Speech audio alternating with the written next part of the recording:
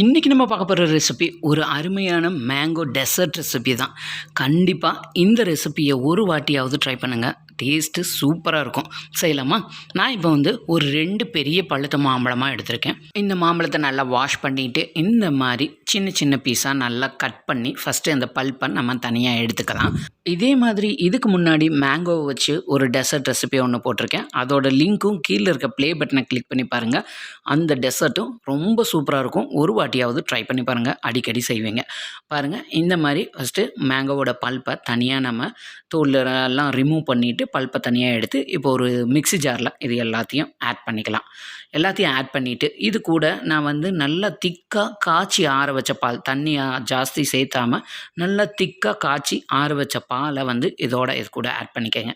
Add பண்ணிவிட்டு இப்போ இதை நல்லா பிளெண்ட் பண்ணி எடுத்துக்கலாம். ஸ்மூத்தாக பிளெண்ட் பண்ணாலும் ஓகே தான்.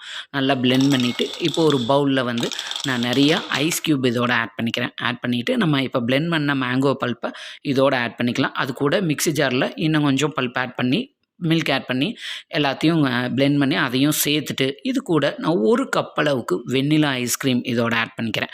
இது கூட ஸ்வீட்னஸ்க்கு தேவையான அளவுக்கு கண்டென்ஸ்டு மில்க்கு கூட்டி குறைச்சி உங்கள் தேவைக்கு ஏற்ற மாதிரி ஸ்வீட்னஸ்க்கு ஏற்ற மாதிரி ஆட் பண்ணிக்கோங்க. நான் ஒரு 1/4 கப் அளவுக்கு கண்டென்ஸ்டு மில்க் ஆட் பண்ணியிருக்கேன். இது கூட ஒரு கொஞ்சமாக மேங்கோ பல்ப் சின்ன சின்ன பீஸாக கட் பண்ணி அதையும் இதோட சேர்த்துட்டு இது எல்லாத்தையும் நல்லா மிக்ஸ் பண்ணிடுங்க. மிக்ஸ் பண்ணிவிட்டு நல்லா சில்லுன்னு ஒரு கப்பில் இதை கொஞ்சம் எடுத்துகிட்டு அதுக்கு மேலே கொஞ்சமாக மேங்கோ பல்ப்பு மேலாப்பில் வச்சு சர்வ் பண்ணி பாருங்கள். சூப்பராக இருக்கும். வீட்டுக்கு கெஸ்ட் வராங்க அல்லது ஒரு சின்னதாக ஒரு கெட் டுகெதர் வைக்கிறோம்னா இந்த மாதிரி ஒரு டெசர்ட்டையும் நீங்கள் செய்து பாருங்கள். கண்டிப்பாக கேட்பாங்க எப்படி செஞ்சீங்கன்னு. இந்த வீடியோ பிடிச்சிருந்தால் உங்கள் ஃப்ரெண்ட்ஸ் அண்ட் ஃபேமிலிக்கு ஷேர் பண்ணுங்கள். மறக்காமல் நம்ம சேனலை லைக் பண்ணி சப்ஸ்கிரைப் பண்ணிடுங்க.